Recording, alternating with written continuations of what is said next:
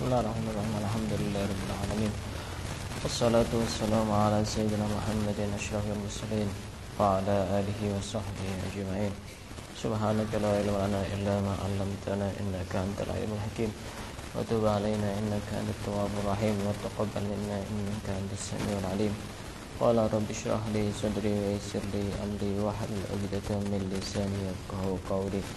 Na'udzu ta'allama wa ta'lim al-faidah wal istifadah wa tadhakkur wa tadhkir wa naf'a wal intifa' wa tamassuk ala kitabillah wa sunnati rasulih wa du'a ila al-huda wa dalalah ala al-khair ibtigha'a mardatihi wa qurbihi wa thawabihi subhanahu wa ta'ala. Qala al-musannif rahimahullahu ta'ala wa nafa'ana bihi wa bi ulumihi wa amadana bi asrarihi fid dharain. Akan kita lanjutkan membaca kitab Syarah Shahihul Ibad yang dikarang oleh Syekh Nawawi bin Umar dari Banten, Jawa Barat. Kita sekarang memasuki bab yang baru, bab yang keberapa? Bab yang ketujuh. Bab yang ketujuh ini terdiri dari 10 mau'izah, 10 nasihat, 5 termasuk hadis, sedangkan sisanya adalah asar. Asar itu perkataan sahabat atau tabi'in. Yang 5 adalah akhbar, hadis-hadis, sedangkan yang sisanya berarti berapa? 5. Itu adalah perkataan sahabat atau tabi'in, asar. Sekarang kita akan memasuki maqalah yang pertama. Al-maqalatul ula an Abi Hurairah radhiyallahu taala anhu, dari Abu Hurairah radhiyallahu taala anhu. Abu Hurairah itu nama aslinya siapa?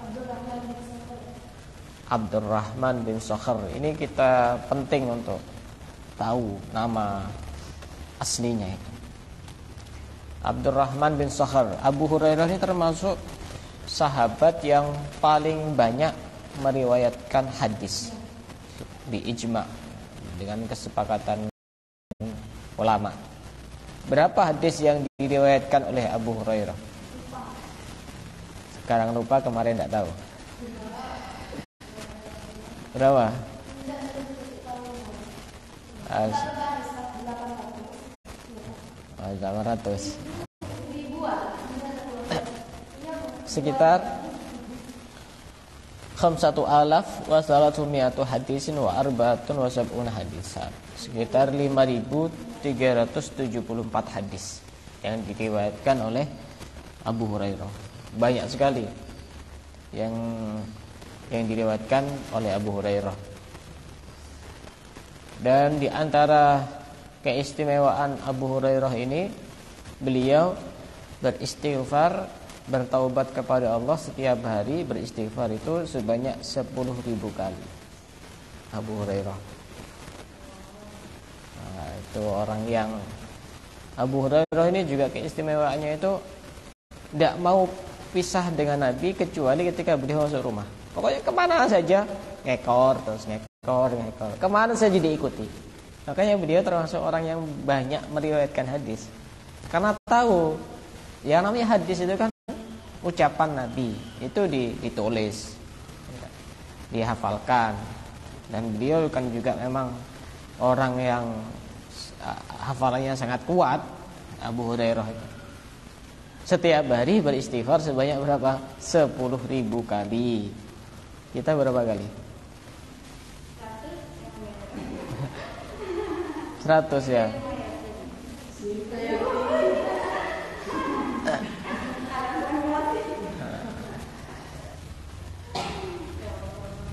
Nah, ini salah satu keistimewaan Abu Hurairah yang lain.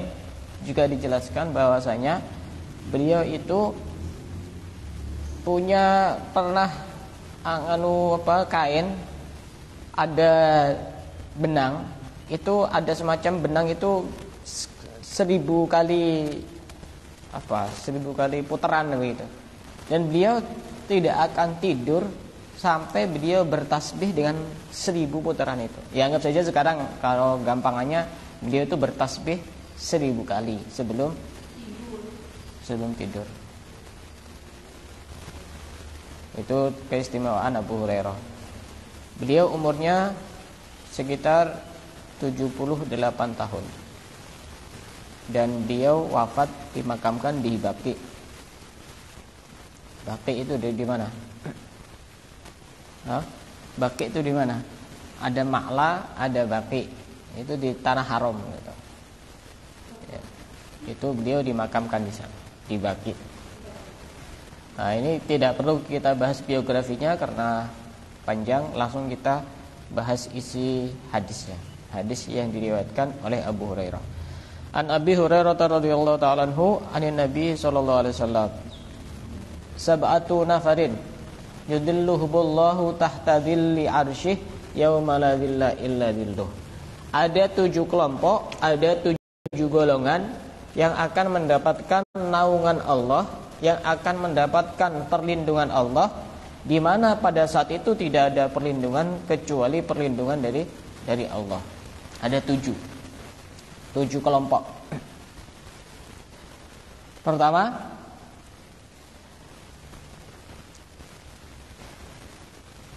imamun adilun, imam yang adil, pemimpin yang adil.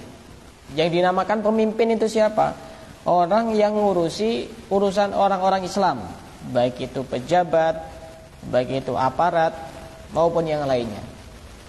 Kalau ada orang yang adil, pemimpin yang adil, maka dia nanti akan mendapatkan perlindungan Allah, di mana tidak ada perlindungan kecuali perlindungan dari Allah. Tidak ada. Maka pemimpin itu cuma ada 2 kemungkinan. Bisa masuk surga, bisa masuk neraka. Bisa masuk surga ya ketika dia bisa adil. Adil itu apa? Adil itu ya, kalau istilah bahasanya sekarang itu proporsional. Tahu proporsional? Sesuai dengan haknya masing-masing. Misal contohnya begini. Ada orang tua punya anak. Satu masih kelas 3 SD. Satunya sudah SMP, kelas 3 SMP. Ini tidak harus sama ngasih sangunya. Oh, ini kan harus adil. Bukan adil kalau sama itu. Karena adil itu bisa memberi sesuai dengan kebutuhannya. Itu namanya adil. Ya, misalkan kalau kelas 3 SD kasih sangu 5.000. Masa iya kelas 3 SMP kasih sangu 5.000? Misalkan kasih sangu 10.000. Ini kok dibeda-bedakan? Ini tidak adil. Bukan tidak adil. Itu sudah adil karena sesuai dengan kebutuhannya masing-masing. Itu namanya adil, itu namanya. Makanya paling susah itu jadi orang tua. Orang tua itu harus adil urusan pemberian. Terutama ketika memang usianya itu masih mirip-mirip, mendekati 7, 8, 9. Itu kan masih seusia itu. Beda ketika sudah terlalu jauh itu. Maka orang tua itu harus sama. Tidak boleh ada anak emas. Tahu anak emas? Satunya anaknya perak berarti. Satunya perunggu. Tidak boleh, harus sama kalau urusan pemberian. Kalau urusan warisan beda lagi. Warisan ya harus menyesuaikan dengan bagiannya masing-masing. Lidzakari mislu hadzil unsayain. Kalau laki-laki itu bagiannya separuh daripada bagian perempuan. Nah, ini pemimpin yang adil.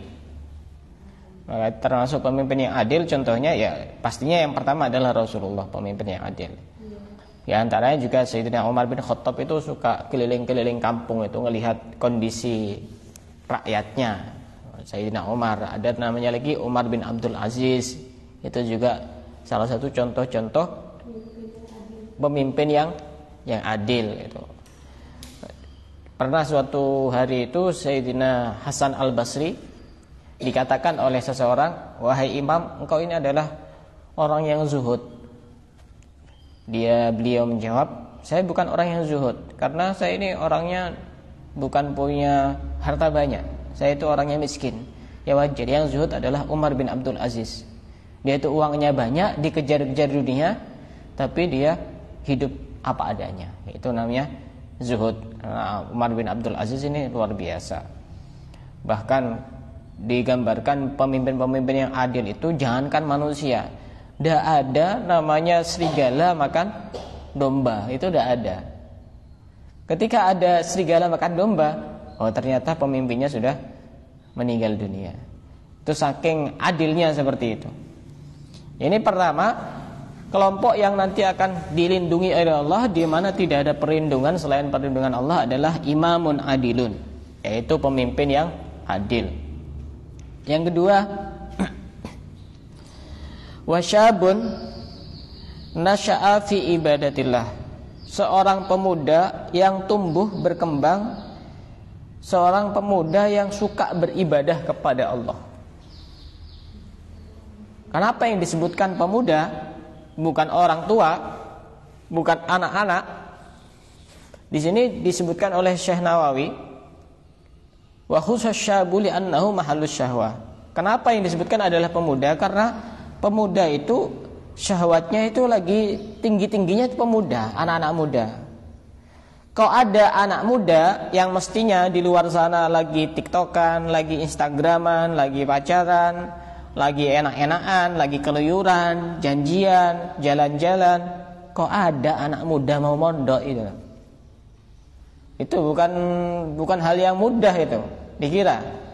Oh, itu gangguan di pikirannya itu banyak. Enak ya di sana, di rumah enak, pegang HP, tidur, tidak ada aturan, tidak begini, tidak begitu. Orang yang mikir seperti itu tidak mau jadi orang mulia. Tidak mau jadi orang mulia, tidak banyak tekanan, tidak banyak ini dan itu. Enak ya? Iya memang enak secara zahir. Nanti coba lihat ketika dia sudah dewasa nanti bagaimana? Tidak jadi orang itu. Jadi orang yang tidak bermanfaat. Kok ada anak muda itu beribadah kepada Allah, maka dia nanti akan dilindungi oleh Allah, di mana tidak ada perlindungan selain perlindungan Allah. Ngelihat anak muda kok hadir ke pengajian ya di saat orang-orang malam mingguan pacaran. Sudah muda, orangnya ganteng, orangnya kaya, kok mau sholat ke masjid? Itu kok mau sholat ke masjid jamaah? Waktunya enak-enakan itu. Itu udah susah, udah sulit itu. Sulit apa sulit? Sulit. Oh, muda itu gangguannya banyak. Kalau misalkan ada orang yang sudah tua, usia 50, rajin jamaah ke masjid, itu wajar karena syahwatnya tidak sama ketika dia muda. Misal ya dia mau mikir, oh saya masih mau pacaran lagi, ya barangkali sudah tidak ada syahwatnya. Apa yang mau dicari? Oh, saya mau ini berzina misalkan, ya apa? Siapa yang mau? Kan begitu. Siapa yang mau sama dia? Maka orang kalau sudah tua itu ya, kalau dia ahli ibadah itu ya bagus, tapi itu wajar karena dia itu sudah bau tanah, sudah mau mati. Ya harus ingat kalau dia itu sudah tua. Makanya kata Imam Ghazali itu, kalau ada orang usianya 40 tahun tapi keburukannya lebih banyak daripada kebaikannya, siap-siap ke neraka. Sudah usia 40 tahun, judi tetap, main perempuan tetap, begini tetap, minum minuman keras tetap, siap-siap. Karena orang itu ketika sudah usia 40 tahun itu sulit untuk berubah. Kalau dia itu sudah karakternya terbentuk di usia 40 tahun, orangnya itu istiqomah, orangnya baik, biasanya baik terus sampai dia mati. Tapi kalau dia sudah buruk, biasanya susah. Secara akal ya, walaupun hidayah Allah itu bisa datang kapan saja dan di mana saja. Tapi biasanya seperti itu kalau sudah usia 40. Maka kenapa Rasulullah itu diberi wahyu usia berapa? 40. Karena ada rahasia di balik usia 40. Usia keemasan tuh usia 40.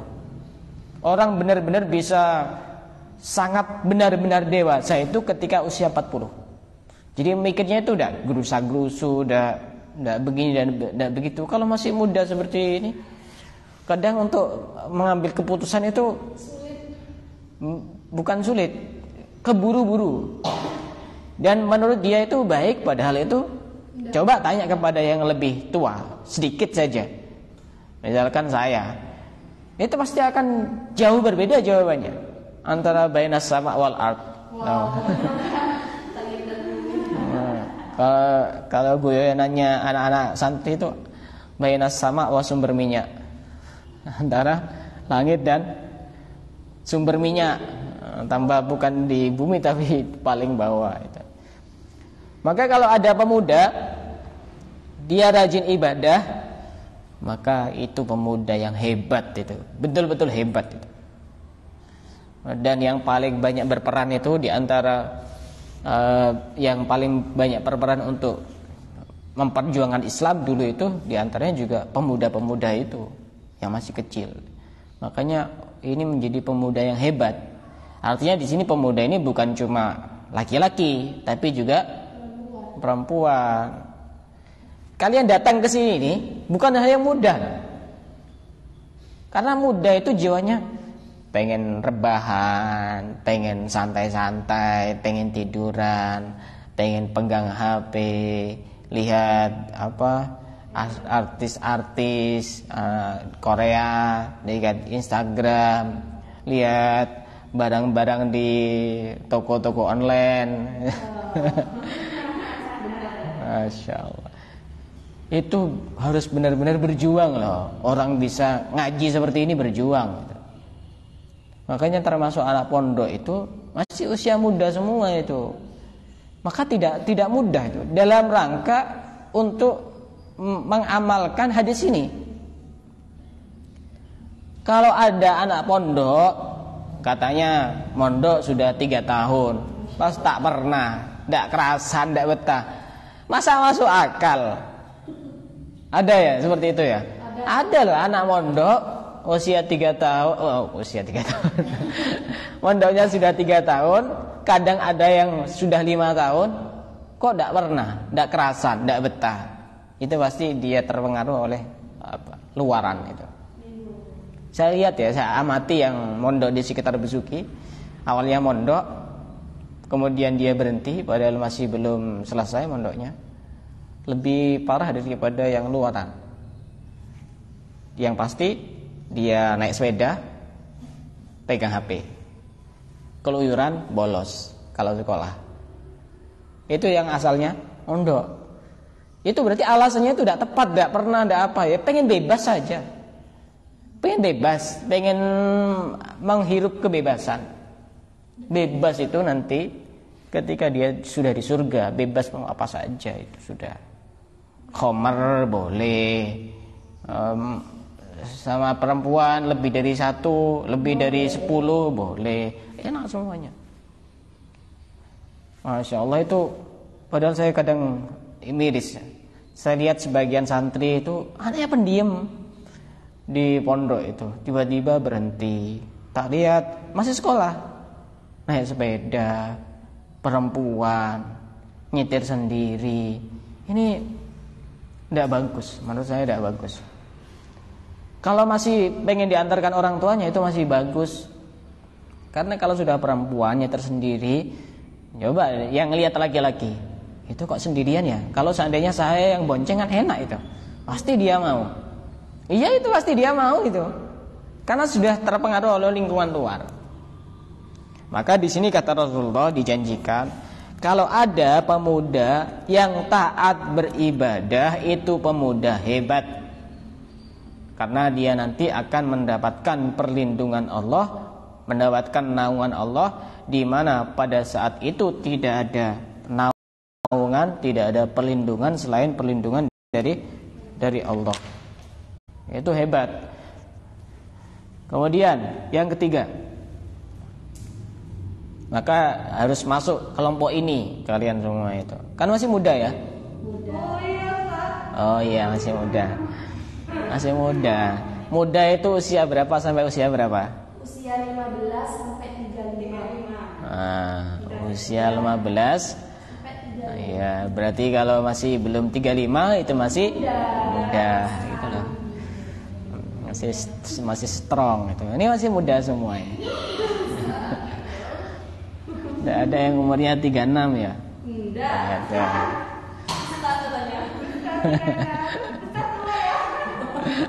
Saya sudah tua. Sudah tua tapi masih muda. Oh, kadang sering dipanggil kalau lagi beli-beli. Saya kan kalau di luar kan enggak pakai kopiah putih, kalau lagi santai-santai itu. Paling cuma pakai kaos, pakai apa namanya, semacam jas gitu. Yang saya biar simple aja bukanya. Dia apa, Dek? Dek. Oh, sudah punya anak 2 panggil Dek.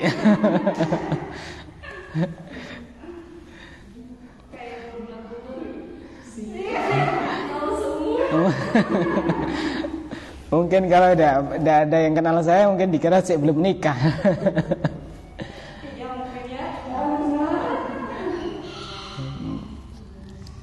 Bahkan pernah ada saya lagi beli-beli gitu.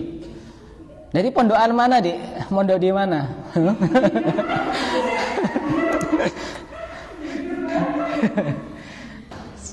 Saya mau bilang, saya yang ngurusi pondok, dah enak.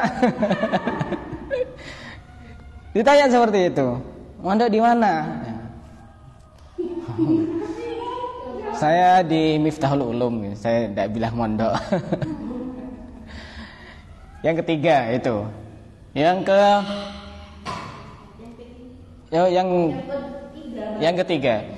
ketiga, warajulun dzakarallaha khalian fafadat ainahu dam'an min khasyatillahi ta'ala. Ada seseorang yang dia itu berzikir kepada Allah baik dengan lisannya maupun dengan hatinya. Dia zikirnya sendirian, tiba-tiba air matanya berlinang, air matanya keluar, meneteskan air mata karena takut kepada Allah. Itu orang hebat.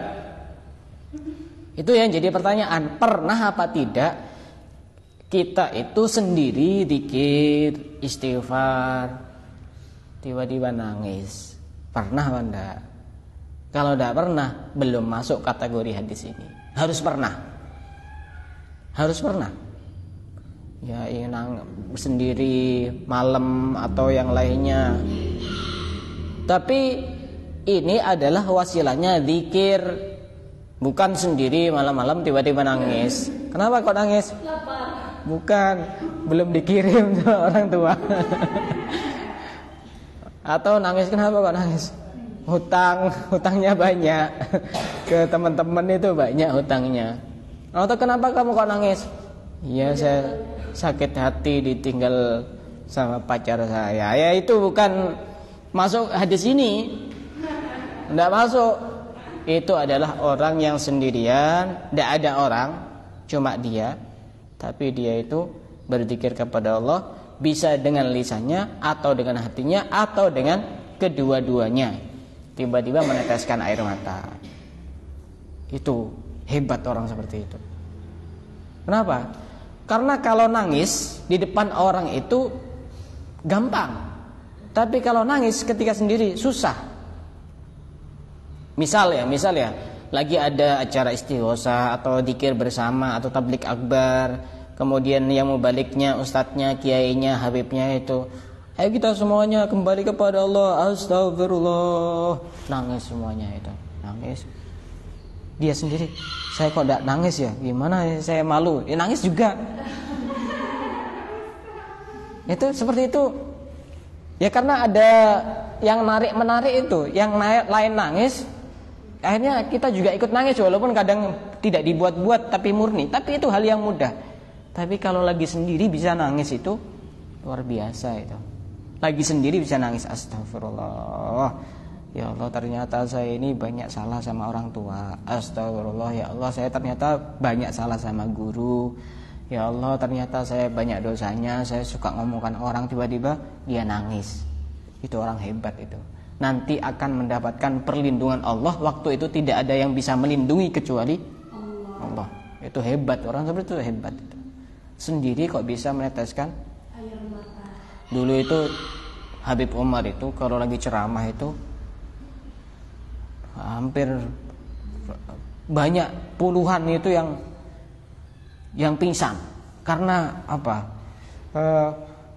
Penjiwaannya Habib Umar itu sampai banyak yang nangis, sampai banyak yang pingsan. Sampai sekarang pun itu kalau beliau lagi ceramah itu, ya kalau saya katakan, karena saya pernah hadir sendiri majlisnya beliau di Tarim itu, separuh lebih itu ketika beliau lagi ibtihal itu apa? Ngajak orang untuk kembali kepada Allah dengan berzikir, dengan bertasbih, dengan mengingat Allah, itu hampir separuh lebih itu nangis semuanya itu. Padahal di Masjid Darul Mustafa pondoknya beliau itu cukup luas, itu hampir semuanya menangis. Hatinya itu bergetar melihat ceramahnya Ibu. Tapi dulu lebih dahsyat lagi ketika beliau masih muda itu. Sampai Habib Jamal Malang itu bercerita, sampai ada beberapa puluhan gitu yang sampai dibawa ke rumah sakit, tidak sadar, sampai ada yang pingsan. Seperti itu menurut saya wajar, karena ada saling tarik menarik di antara jamaah yang lain sampai dia itu bisa meneteskan air mata. Tapi kalau ada orang sendiri di rumah, tidak ada orang, kemudian bisa meneteskan air mata karena dia berzikir, takut kepada Allah, itu luar biasa. Dia nanti akan mendapatkan perlindungan dari Allah. Nah, itu pertanyaannya, pernah apa tidak? Itu perlu dijawab di dalam hatinya masing-masing. Pernah apa tidak? Kalau tidak pernah, ya dipernahkan. Bagaimana caranya biar pernah? Jangan sampai tidak pernah. Jangan sampai. Kalau saya ditanya, saya tidak akan menjawab karena itu privasi gitu. Yang keempat ya. Warajulani. Mana tadi? Hah?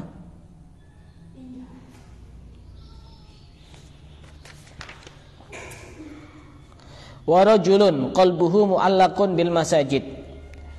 Seseorang yang hatinya bergantung dengan masjid. Ada loh dua tipe orang. Dia itu memang rajin ke masjid tapi hatinya tidak di masjid. Hatinya itu mikirkan yang lain. Ada orang itu yang memang tidak diberi kesempatan oleh Allah untuk sering ke masjid, tapi hatinya, kapan ya saya ke masjid? Kapan ya begini? Kapan ya begitu ke masjid? Mu'allaq, digantungkan dengan masjid.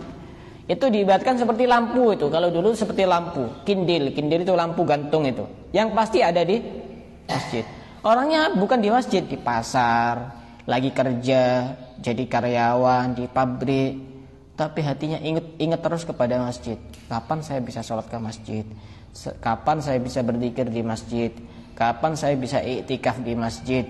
Itu orang mulia. Lebih-lebih orang yang memang rajin ke masjid, hatinya juga terpaut kepada masjid. Karena banyak orang itu, sebagian orang itu yang rajin ke masjid tapi hatinya mikirkan yang lainnya, bukan urusan masjid. Kalau ada orang seperti itu, maka dia nanti akan mendapatkan perlindungan Allah, di mana tidak ada perlindungan selain perlindungan dari Allah. Yang ke-5, warajulani tahabba fillah ijtama alaihi wa tafarraqa alaihi. Dua orang laki-laki, ya tidak harus dua orang laki-laki, bisa perempuan dan perempuan. Dua orang yang saling mencintai karena Allah. Dua orang ini berkumpul karena Allah dan berpisah karena Allah. Ini hebat. Kalian kalau pengen ketemu sama orang, tapi bertemunya karena didasari karena Allah, berpisahnya juga karena Allah, ini orang mendapatkan perlindungan dari Allah. Karena ada orang itu bertemu kemudian berpisah karena urusan duniawi. Karena misalkan hutang tidak dibayar-bayar, maka akhirnya yang asalnya sahabat jadi musuh. Atau misalkan ini dijodohkan kemudian tidak jadi, akhirnya tidak jadi bersahabat, itu berarti bukan karena Allah. Dasarnya bukan karena Allah. Kalau karena Allah, apapun yang terjadi dia tetap saling mencintai. Kalaupun berpisah, dia pun berpisahnya karena Allah. Maka jangan tangisi perpisahan, tapi sesalilah pertemuan. Nah, itu lirik lagu. Makanya di sini bisa dibuktikan. Misalnya di sini dari anggota yang hadir di sini, ini karena Allah atau bukan? Kalau bukan karena Allah, misalkan ada salah sama salah satu teman yang lain, pasti dia ada hadir. Tapi kalau karena Allah dari awal, ya hadir terus apapun keadaannya, apapun kondisinya, rintangannya, itu tetap itu. Kecuali tidur, ya. Jangan sampai tidur. Yang keenam, ya 6 ya. Ya. Warajulun da'athum ra'atun dzatu mansibin wa jamalin. Faqala inni akhafullah.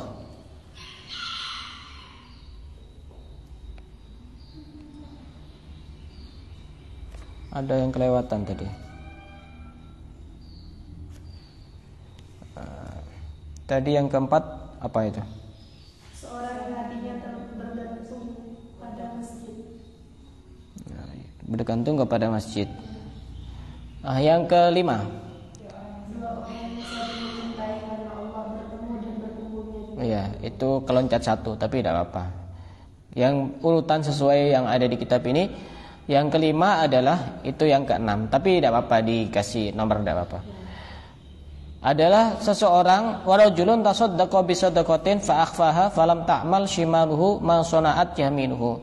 Seorang yang sedekah kemudian dia menyembunyikan sedekahnya sehingga tangan kirinya itu tidak tahu apa yang dilakukan oleh tangan kanannya, saking tersembunyinya. Sedekah sirri itu banyak manfaatnya. Misal sedekah sirri itu ya apa yang tidak diketahui orang. Tapi kalau dalam hal urusan yang wajib itu lebih bagus tidak usah sirri. Misalkan zakat, tidak usah sembunyi-sembunyi. Misalkan ditaruh di amil, tiba-tiba ditaruh, tidak ngomong ini punya siapa, dari mana. Kalau yang wajib langsung ngomong saja terus terang. Tapi kalau yang sunnah, sedekah sunnah, maka itu sedekah sirri itu jauh lebih bagus. Contoh kalau kita tidak sadar itu. Misal buka di lemarinya orang atau ada bajunya orang lagi digantungkan kalau di pondok ya. Tiba-tiba dimasukkan uang 100.000 di sakunya itu, di saku bajunya itu. Tidak tahu siapa yang naruh. Tiba-tiba ada di situ. Itu namanya sedekah sirri. Karena orang sekarang itu lebih suka kepada popularitas. Kadang-kadang nyumbang di masjid itu kalau tidak disebut namanya dia marah. Tapi sebagian orang itu nulis dari hamba Allah, tidak mau disebut namanya. Itu namanya juga termasuk sedekah sirri. Termasuk juga yang mungkin kita itu ngerasa bahwa kita itu tidak ngerasa sedekah, tapi itu juga bagian dari sedekah. Misal ada orang kayaknya ini orang miskin, jualan di pasar. Harganya itu kalau di luar 100.000, ini kok dijual 150.000 misalkan. Kemudian kita beli tanpa nawar. Itu juga orang itu tidak bakal tahu. Tidak bakal tahu kalau dia lagi sedekah. Karena memang ini transaksinya transaksi jual beli. Padahal itu memang di luarnya cuma 100.000. Ada cerita itu. Dulu itu ada seorang kiai, saya lupa nama kiainya siapa, saya lupa. Ada seorang kiai manggil tukang becak, kemudian saling tawar menawar. Ini berapa Pak kalau ke sana Pak? Misalnya tukang becaknya bilang 20.000, udah bisa 10.000. Akhirnya setelah saling bukan diskusi itu saling tawar menawar, akhirnya ya sudahlah, tidak apa-apa 10.000. Tidak apa-apa 10.000. Akhirnya sudah diantarkan sampai lokasi, si kiainya itu ngasih 20.000. Ngasih 20.000. Loh, tadi kan 10.000 Pak Kiai. Iya, kalau tidak seperti itu saya kan tidak sedekah nanti. Nah begitu, itu juga bagian dari sedekah. Karena kalau langsung misalkan 20.000 dia ngasih 20.000, itu kan bukan namanya sedekah. Tapi dia sudah nawar, tapi tetap dikasih 20.000, berarti itu bagian dari sedekah gitu. Itu udah apa ya, sesekali seperti itu ke tukang becak, kasihan itu. Dia sudah berjuang sekuat tenaga untuk mencari pekerjaan yang halal, dia tidak mau minta-minta. Itu mulia itu. Kan ya? Mulia itu. Kemudian yang keenam tadi itu dua orang yang saling mencintai karena Allah. Tapi itu aplikasinya dibuat lagu ya tidak sesuai. Cintai aku karena Allah, tapi harus joget-joget. Lagu dangdut ya.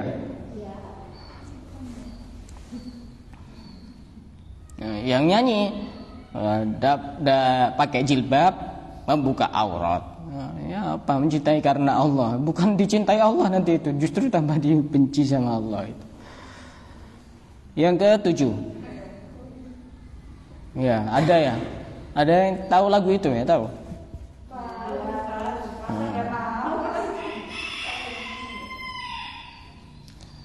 Wa rajulun da'atuhum ra'atun dhatu jamalin ila nafsiha fa aba wa qala inni akhafullah. Ada seorang laki-laki banyak digandrungi oleh perempuan. Perempuan ini bukan perempuan sembarangan, cantik, daman sobin wa jamalin. Cantik, dia juga mapan, tapi tidak mau. Kemudian dia berkata, inni akhafullah. Ada orang ganteng, ya, didatangi sama perempuan amat sangat cantik. Bukan cuma sekedar cantik, tapi dia mapan, kaya, jabatan ada. Tapi ternyata laki-laki ini berkata, inni akhafullah. Aku takut kepada Allah. Yang dimaksud di sini adalah diajak untuk melakukan keburukan. Keburukan bisa jadi misalkan pacaran atau berzina. Kalau diajak menikah, ya terima saja. Kalau dia orangnya wanita yang soleha, seperti itu tidak apa-apa. Orang tua perempuan minta tolong kepada orang lain agar anaknya itu dicarikan jodoh, itu bukan hal yang aib. Perlu digarisbawahi, karena di sini setahu saya itu katanya aib, seakan-akan anaknya itu tidak laku-laku. Pernah soalnya ada orang datang ke rumah saya, Ustaz minta tolong ini ya, saya punya anak perempuan barangkali nemu jodohnya, tapi jangan ngomong sama orang ya kalau saya pernah kesini. Loh, kenapa Pak? Malu katanya. Malu. Padahal untuk hal urusan yang baik kenapa malu? Kadang ada orang tua itu yang tidak malu, kadang ada orang tua itu justru malu kalau anaknya tidak punya pacar, tidak punya tunangan. Ini kebalik 180 derajat ya, dan memang realitanya seperti itu ya. Kalau orang tua anaknya belum punya tunangan, malu. Giliran menawarkan diri agar anaknya ini bisa mendapatkan jodoh kemudian menikah, dia juga malu. Mestinya tidak usah malu. Untuk hal-hal yang baik itu tidak usah malu. Ini benar itu. Saya tanya ke orang itu, oh di sini seperti itu semuanya ya? Iya, semuanya seperti itu. Seakan-akan ada kesimpulan, oh anaknya tidak laku-laku sampai minta tolong ke orang. Tidak apa masalahnya, tidak ada masalah. Untuk hal yang terhormat. Kenapa? Kalau misalkan ada orang datang ke rumah, misalkan laki-laki datang ke rumah itu, saran saya temui. Suka tidak suka temui. Ya. Suka tidak suka temui. Setelah itu kita berterima kasih kepada orang itu. Terima kasih sudah menghormati saya karena saya didatangi di sini dengan cara yang terhormat. dan nanti akan saya musyawarahkan dengan keluarga dan nanti saya istikharah. Orangnya tidak akan tersinggung. Tapi kalau ada laki-laki datang, dilihat dari kamarnya, ecorne, wah ini kayaknya tidak meyakinkan ini. Akhirnya tidak keluar. Hati-hati. Ya kalau laki-lakinya baik, kalau laki-lakinya tidak baik, main dukun itu nanti bahaya. Bisa kena jaran goyang semar mesem itu. Atau apa jurus gigi bergoyang. Bahaya itu. Makanya hati-hati. Ini kok ada orang laki-laki diajak perempuan yang sangat cantik, sampai saya ngomongnya kayak lidahnya orang Inggris. Kemudian dia tiba-tiba tidak mau, maka dia akan mendapatkan perlindungan dari Allah, di mana tidak ada perlindungan selain perlindungan dari Allah. Mendapatkan naungan dari Allah, di mana waktu itu tidak ada naungan selain naungan Allah. Itu 7 kelompok. Saya ulang, ada 7 kelompok kata Rasulullah yang mendapatkan perlindungan, naungan dari Allah, di mana saat itu tidak ada perlindungan selain perlindungan Allah. Pertama adalah pemimpin yang adil. Kedua adalah seorang pemuda yang suka beribadah, tumbuh beribadah kepada Allah Subhanahu wa taala. Yang ketiga adalah seseorang yang berzikir kepada Allah di waktu sendiri, kemudian tiba-tiba dia meneteskan air mata karena takut kepada Allah. Kemudian yang keempat, seseorang yang hatinya bergantung kepada masjid. Kemudian yang kelima, laki-laki atau seseorang yang sedekah dengan sedekah sirri, dia menyembunyikan sampai tidak ada yang tahu, sampai diibaratkan tangan kirinya tidak tahu kepada tangan kanannya. Kemudian yang keenam adalah 2 orang yang saling mencintai karena Allah, dia berkumpul karena Allah dan berpisah juga karena Allah. Kemudian yang ketujuh, seorang laki-laki yang diajak seorang perempuan yang sangat cantik, sangat mapan untuk berbuat keburukan, dan dia tidak mau, kemudian berkata, inni akhafullah, aku takut kepada Allah. Insyaallah akan kita lanjutkan makalah yang kedua dari Abu Bakar As-Siddiq, yang di sini membahas orang yang pelit itu akan mendapatkan 7 bencana. Hati-hati. Orang yang pelit akan mendapatkan 7 bencana. Insyaallah akan kita lanjutkan pada pertemuan yang akan datang. Wallahu a'lam bishawab. Bismillahirrahmanirrahim.